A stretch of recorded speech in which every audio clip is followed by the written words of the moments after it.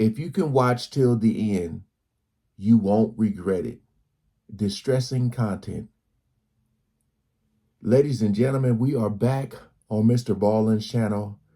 Oh man, this thumbnail looks so crazy. I'm gonna try to not pause this video unless I absolutely need to. 30 minutes, 34 seconds we got here. Trying to brace myself for sound effects, all that stuff, man. Appreciate all the love with you guys coming over.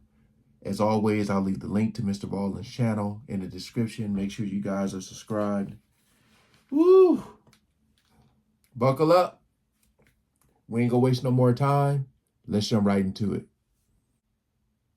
Today, we're going to look at 3 medical mysteries, with each story being more unbelievable than the last. But before we get into those stories, if you're a fan of the strange, dark, and mysterious delivered in story format, and you come to the right place because that's all we do, and we upload once a week. So, if that's of interest to you, the next time you're visiting the like button at their house, be sure you rub poison ivy all over their toilet paper. Also, please subscribe to our channel and turn on all notifications so you don't miss any of our weekly uploads. Okay, let's get into today's stories. Poison ivy on the toilet paper? Brutal.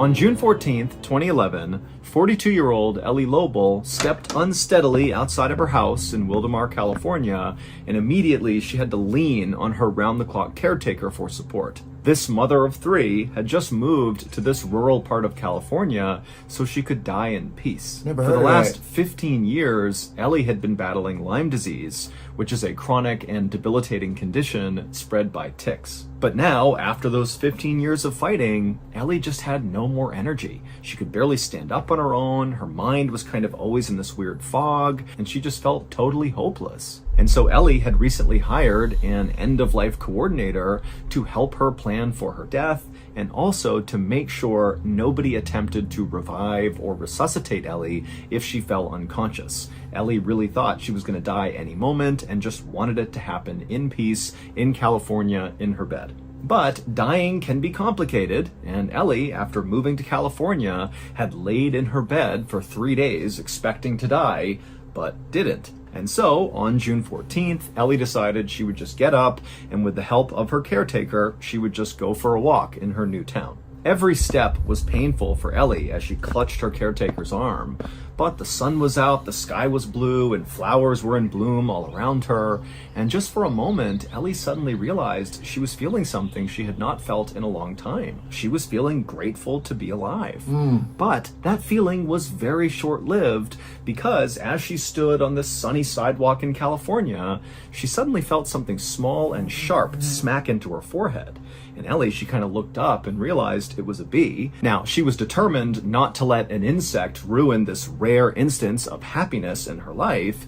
Ellie just kind of reached up and tried to swat it away.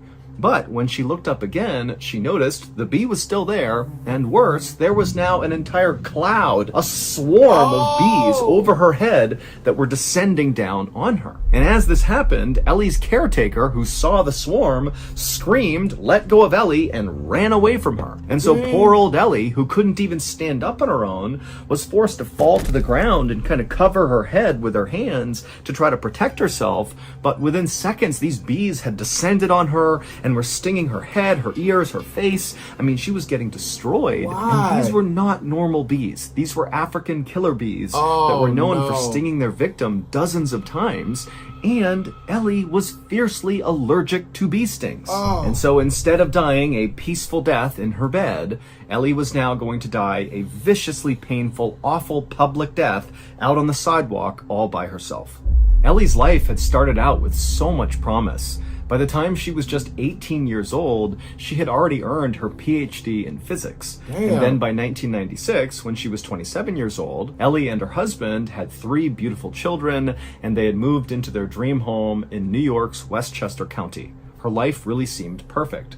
But that same year they moved into their dream home, Ellie suddenly noticed there was this rash at the top of her thigh, and it kind of looked like a red bullseye, and Ellie had chalked it up to, some sort of weird spider bite and not thought much of it, not realizing that that bullseye marking is actually the calling card for ticks who carry Lyme disease. That's what they leave behind after they bite you. But Ellie didn't know that, and so not long after seeing this rash, Ellie began having night sweats and night shakes. She had these flu-like symptoms that didn't go away for months, and it left her totally exhausted and discouraged. Doctors told her that she could have arthritis or fibromyalgia or MS or heart failure or some other horrible condition, but it was ultimately a park ranger that Ellie just happened to meet one day who recognized that that rash she described at the top of her leg was very likely because she had been bit by a tick that had Lyme disease, and now all of these symptoms, that seemed like Lyme disease too. And then when Ellie went into the doctor and said, "I think I have Lyme disease," they said, "Yep, you do, but now the disease has progressed so far, it's basically too late for you." And so for years, Ellie wasn't able to work or really even be a mother because of this disease. And then eventually her marriage fell apart and ended in bitter divorce. And so this disease really had just kind of wrecked Ellie's life. And so at the 15-year mark of having this disease, she decided, you know what, enough is enough. I'm going to California and I'm going to die on my own terms. But Ellie had envisioned a peaceful death in her bed, not an agonizing death caused by a barrage of African killer bee stings out on a sidewalk in some random town in California. The attack on Ellie lasted maybe about a minute, but it was the longest minute of Ellie's life. The pain was just unimaginable. And then after all the bees had left, Ellie's caretaker actually came running back over to her, scooped her up, and began running with her back to the car. And as Ellie was getting carried, Ellie realized her caretaker was probably going to take her to the hospital, and she didn't want that. Even though she had had that kind of nice moment before the bee stings when she was looking around at this beautiful town and the sun was out and the flowers were out, that wasn't enough to inspire her to want to live. She still, deep down, did just want to die. And so she figured, with these bee stings, I'm gonna have an allergic reaction any minute now, and that's gonna take me out, and I just want it to happen so I can be done. And so Ellie made her caretaker drive her back to the house and put her in bed, and then Ellie laid there waiting to die. But 3 days later, and Ellie had not died yet. In fact, she actually felt the best she had felt in years. There had been no discernible allergic reaction to all of these bee stings all over her head, and all the chronic pain and discomfort that she normally felt all the time from Lyme disease was gone. And after doing some research about bee stings and about Lyme disease, Ellie came across this 1997 study done in Australia that found the active ingredient in some wasp and bee stings was powerful enough to kill the bacteria that causes Lyme disease. But no one had ever really researched this because it was totally unethical to release a swarm of bees on a critical Lyme disease patient. But in Ellie's case, this happened on its own, and it really did cure her. The bee stings literally saved her life. And since her bee attack, Ellie has become the leading advocate for bee venom as a treatment for Lyme disease. That is crazy. I am so excited to announce that we here at Ballin Studios have a brand new show that is live. Wait. Did y'all know about this? Bee venom? That is crazy, man. Imagine you're just done, like ready to check out, she said. Oh my goodness.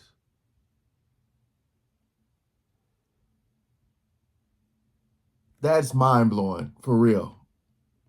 Right now for free on all podcast platforms. It's called Mr. Ballin's Medical Mysteries, and as you might have guessed, it's about medical mysteries. Take, for example, the very first episode of the show called Ashes to Ashes. It's about this adult son who goes to check on his father who lives in the woods by himself, and when he gets to his dad's house, he goes inside and the power's off, and there's this weird gooey substance on everything, the furniture, the walls, food everywhere, and the son, he calls out for his dad. He can't see his dad doesn't call back, and so the son leaves and gets help, and when help arrives, they search his father's house, and they find something in the very back of the house that is far more bizarre and shocking than the gooey substance on the walls. Their discovery would quickly become one of the most talked about medical mysteries of all time. Again, this story is called Ashes to Ashes. It's episode number 1 on Mr. Ballen's Medical Mysteries, which is a podcast that is new and free and available everywhere. New episodes of Mr. Ballen's Medical Mysteries will come out every Tuesday,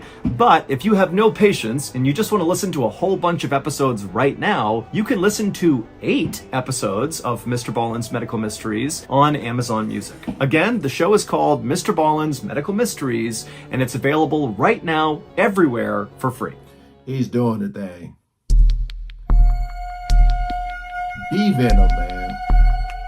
In the late afternoon of May 1st, 2016, 13-year-old Shoaib Ahmed and his 9-year-old brother, Abdul Rashid, chased a soccer ball across the dusty plain near their little rural town in Pakistan. Abdul, who was very athletic and quick on his feet, managed to kick the ball past the defender and then kicked a line drive shot right at the net, but at the last second the goalie jumped and blocked the shot. And so Abdul threw his hands up in exasperation, but even though he was frustrated he missed his shot, he was having a blast. He loved playing soccer with his brother and the neighborhood kids. But as much fun as he was having, Abdul at some point looked up and he noticed the sun was starting to set behind the mountains. And immediately when he saw that, the expression on his face went completely deadpan. And then he looked over at his brother, Shoaib, who also had noticed the sun was setting. And by this point, Shoaib was already rushing over to Abdul. He grabbed Abdul's hand, and the two brothers, without a word to their friends who were just kind of standing there watching, they took off and just hustled back towards their home. The brothers made it to their home, but on the porch, Shoaib, the older brother, just collapsed onto the ground with his arms and legs going totally stiff and his jaw locking up to the point where he couldn't even speak. And Abdul, instead of trying to help his brother, just stepped clear over him and ran into the house and made it to his bed just in time for him to also collapse, but onto the bed, with his arms and legs being just as stiff as his brother's and his jaw also being locked so he couldn't even speak. And then moments later, the boy's father would scoop Shoaib off the porch, carry him into the bedroom, and put him in a bed, cover him up. And then the father would rotate Abdul, who was on his stomach, over onto his back, and he put the covers over him. And then the father just left and got into his own bed and went to sleep. And this was a typical night in this family's household. The next day, a convoy of fancy cars descended on this little village where Shoaib and Abdul lived. And in these vehicles were all these scientists from Pakistan's Institute of Medical Sciences, and they had heard about the boy's nightly bizarre collapses, and they wanted to find out if the condition was real. Now, if the scientists had arrived in the village before sunrise, they would have found Abdul and Shoaib still in their beds in a semi-comatose state, unable to move, but it was almost noon by the time the scientists arrived, and so when they saw the two boys, they were outside, goofing around and playing, acting like everything was totally fine. In the village, neighbors referred to Abdul and Shoaib as the solar boys because they were only normal and active and like the other kids during the daylight hours when the sun was up, and then at night they would become totally paralyzed and mute.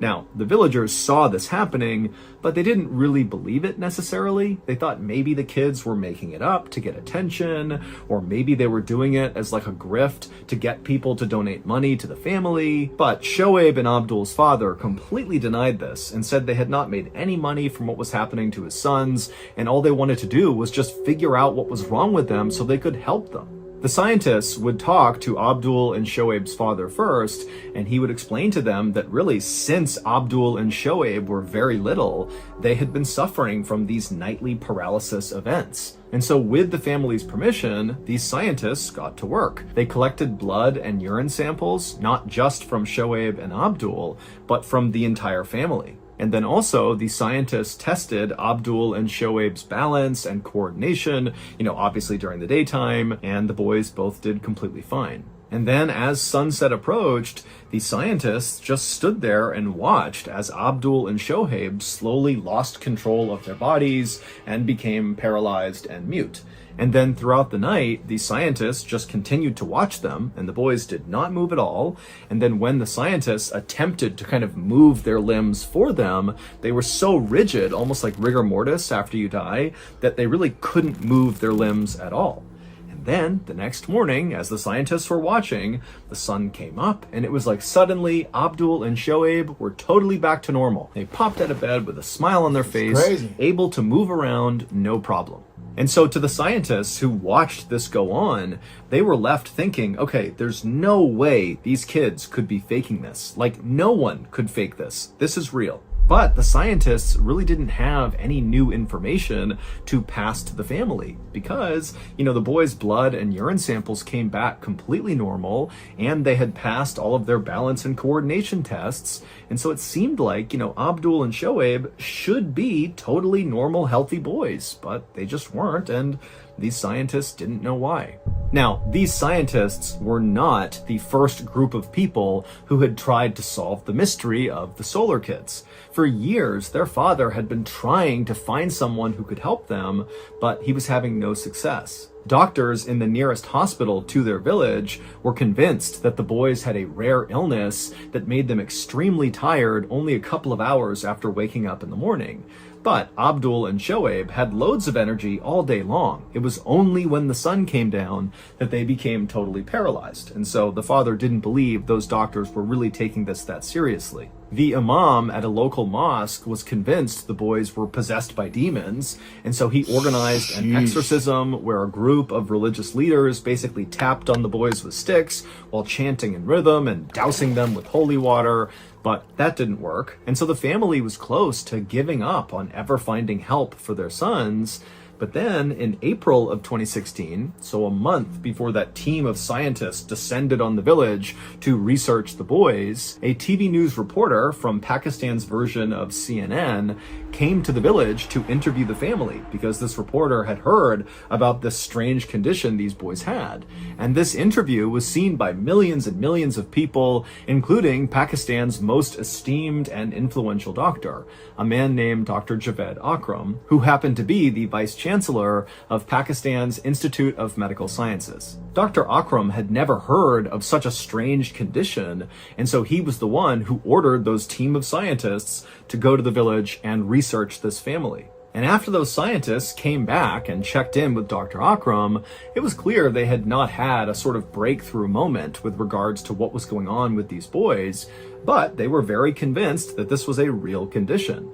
And so Dr. Akram decided that he and his team would just continue to study this family until they figured out what the heck was going on with these two boys. And finally, a year later, in May of 2017, Dr. Akram believed he had figured out what was wrong with them, and he even had a solution. But his solution was so simple that Dr. Akram actually kind of second-guessed himself, thinking, this is too good to be true. So the doctor decided he would run one more experiment just to test his theory and make sure he really was correct. And so Dr. Akram flew Abdul, Shoaib, and their father out to his institute in Islamabad, and that night Dr. Akram watched as the two boys slowly slipped into paralysis as the sun went down. But this time, as soon as the paralysis was clearly beginning, Dr. Akram gave each of the boys a pill. And 40 minutes would go by, and suddenly Abdul, who was totally mute and laying there still, broke into a smile, and then he raised his right leg.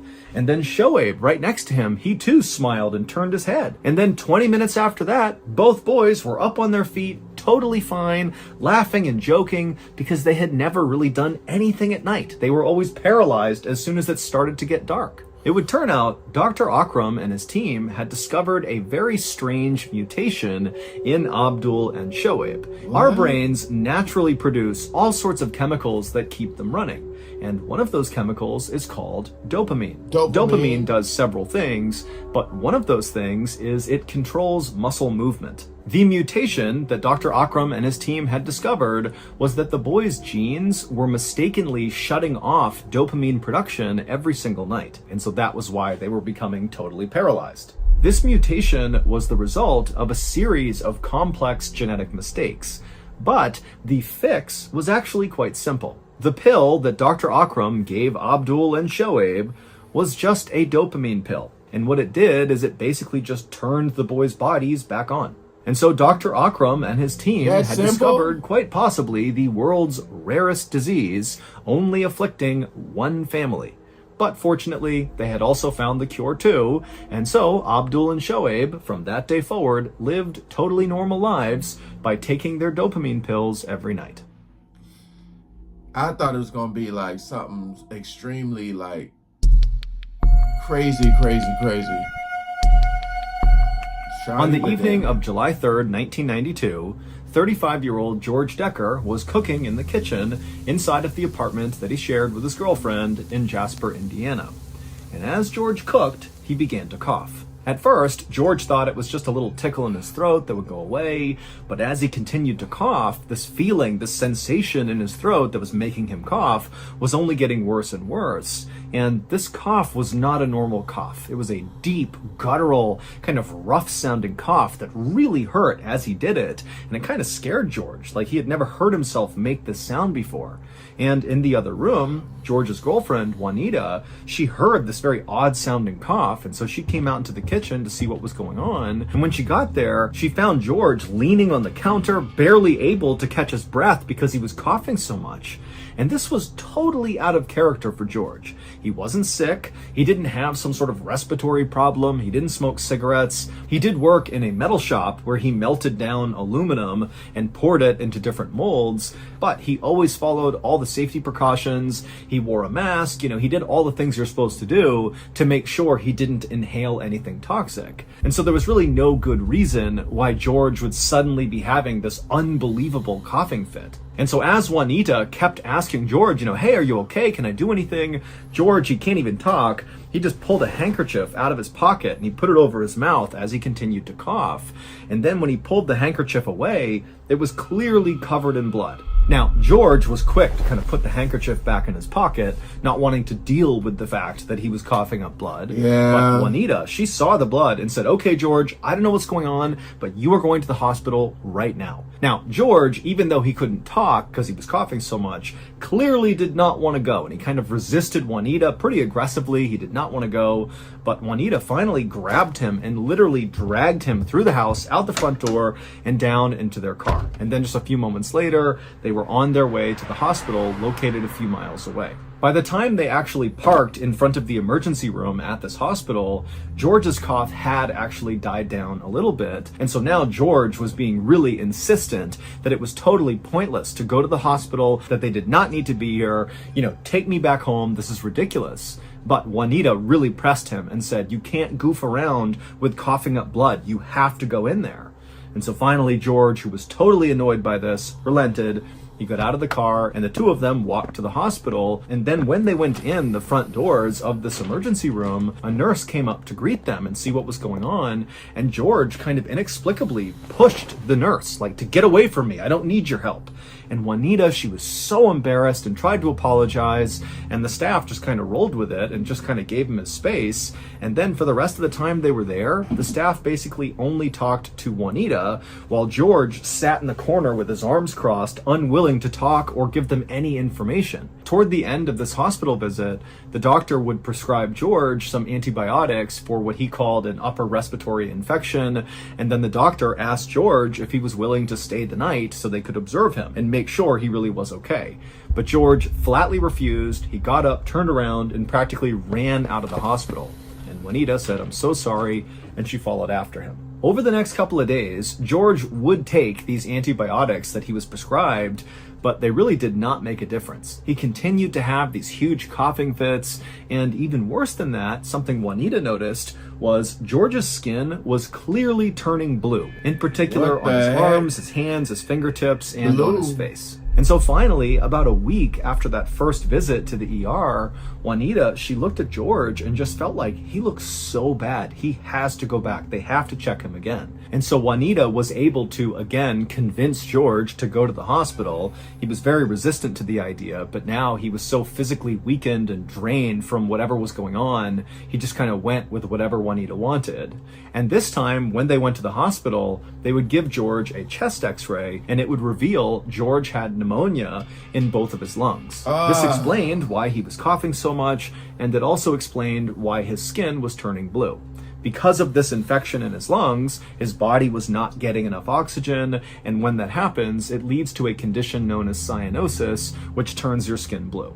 But when doctors tried to figure out what was actually causing George's pneumonia, they immediately ran into a brick wall. Usually, pneumonia is caused by bacteria, viruses, or some other microscopic invader, and doctors can test a patient's mucus to determine which one it is. But when they tested George's mucus, they couldn't find any evidence of anything that would cause pneumonia. The doctors also ruled out aluminum pollution because he did work in a metal plant and could have been inhaling the aluminum when he melted it down, but he was negative for that. And then also doctors began looking into all these crazy other possibilities like strange fungus that maybe George had come in contact with that caused this, or, very rare viruses and bacteria. But no matter what the doctors thought of, when they tested George, it would come back negative. And so, with the exception of his x-ray that clearly showed he had pneumonia, every other test they ran on George made it seem like he was a healthy guy. And so George would spend weeks in the hospital with doctors and nurses constantly trying to figure out what was wrong with him, but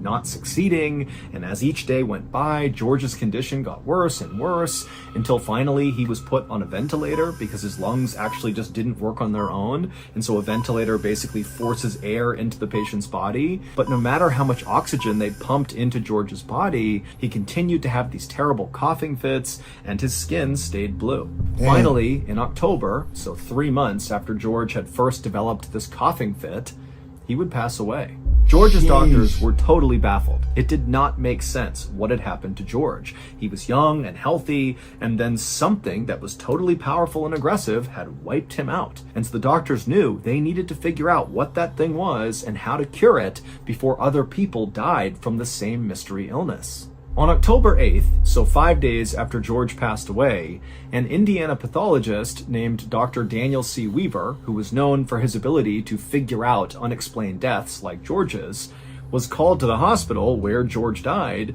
to perform George's autopsy. And when Dr. Weaver began the autopsy and looked inside of George, he could not believe how just absolutely ruined George's lungs were. Healthy lungs are sort of like cotton candy. The tissue is light and airy, which is perfect for transferring the oxygen we breathe throughout our bodies. But George's lungs were thick and heavy, and they were lumpy with scar tissue. I mean, they were totally useless. And so Dr. Weaver knew, George basically suffocated to death. But now the question was, why?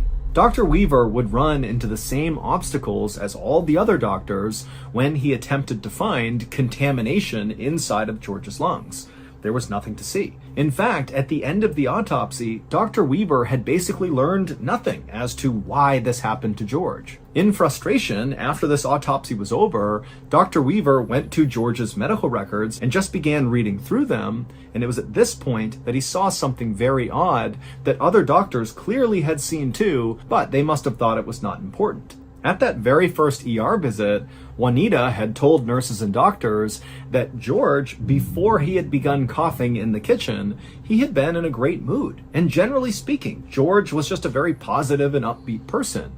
But she said once he started coughing, it was like he transformed into somebody else and became mean and nasty. And Juanita had to practically drag him to the hospital. And then also there was a note in the file about how George had walked through the doors and pushed that admissions nurse. And so Dr. Weaver thought to himself, maybe George's belligerence was not just him being a jerk, but maybe he had ingested something toxic that was affecting obviously his lungs and also his brain, and that was causing him to behave this way. Makes sense. And so Dr. Weaver called the manager of the metal shop where George had worked to try to ask him if there were other chemicals or toxins inside of the plant that maybe George had been exposed to. But the manager just did not want to talk about any of that. Instead, he just wanted to talk about basically how awful George was as a person.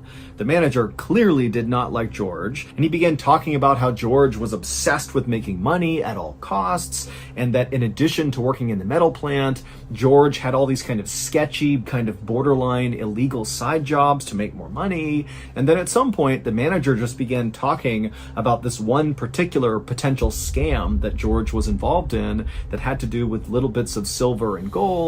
And the doctor at this point is not really even listening. He just wants to get off the phone with this guy because it's obvious the manager is not really trying to help. He's just trying to bash George. But at some point, the manager, in detailing this gold and silver scam, mentioned something that piqued the doctor's interest. And suddenly the doctor was really intently listening to this manager and actually began taking notes and asking clarifying questions about this particular scam that George was apparently involved in. And then when Dr. Weaver hung up the phone with this manager, he felt pretty confident that he had actually figured out what had happened to George. The clues had all been there the whole time. George's blue skin and his rude and violent behavior at the ER, but nobody had put them together correctly because the cause of what was happening to George was so weird, no one would have ever thought of it on their own. On the night that George first began coughing in the kitchen, he was not cooking dinner like everybody assumed. Oh no. He was actually cooking teeth, like human teeth. The metal shop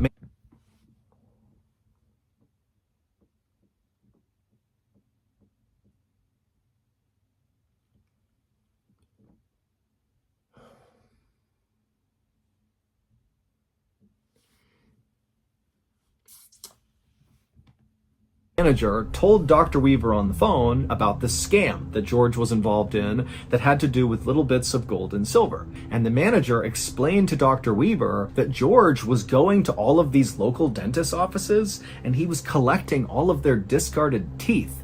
What George wanted was teeth that had fillings in them because some of the fillings, especially for older patients, were made from gold and silver. George would then literally cook the teeth until he was able to extract the gold and silver. Now, if he had just been cooking teeth with gold fillings, he'd probably still be alive.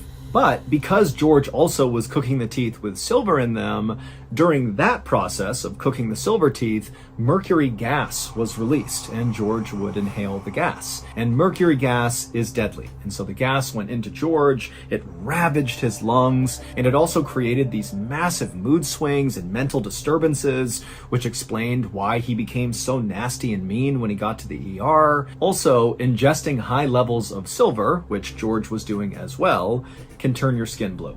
So in the end, George did not die from pneumonia. He died from mercury poisoning. Cooking teeth. Look, man, I wasn't expecting that at all. Still, that first story with the bee venom still got my mind just tripping out. But this man was cooking, like,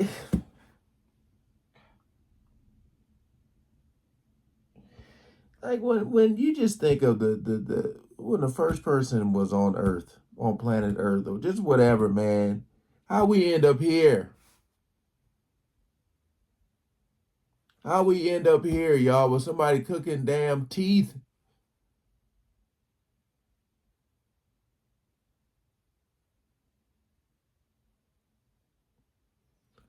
Oh my goodness. That was so weird.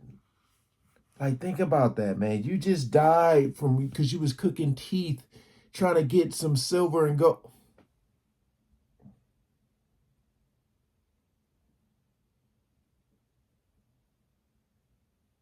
Not even doing no type of research or nothing, or understand the dangers in this. You out there cooking teeth.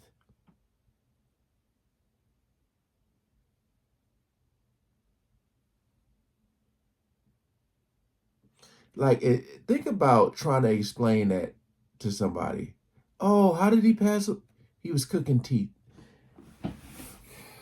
Shout out to Mr. Ballin for these stories. Appreciate you guys coming over and watching, man. Peace out.